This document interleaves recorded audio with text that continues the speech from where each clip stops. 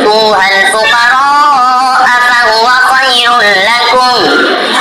ويكفر عنكم من سيئاتكم والله بما تعملون خبير ليس عليك هداهم ولكن الله يهدي من يشاء وما تنفقوا من خير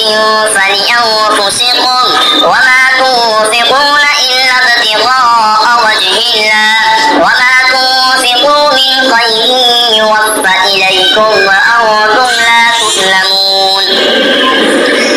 للفقراء الذين أحصروا في سبيل الله لا يستطيعون ضربا في الأرض يحسبهم الجاهل أغنياء من التعفف تعرفهم بسيماهم لا يسألون الناس إلحافا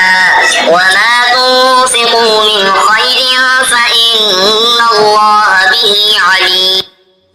الذين ينفقون أموالهم بالليل والنهار سرا وعلانية فلهم أجرهم عند ربهم ولا خوف عليهم ولا هم يحزنون الذين يأكلون الربا لا يقومون إلا كما يقوم الذي يتخبطه الشيطان من المس ذلك بأنهم قالوا إنما البيع مثل الربا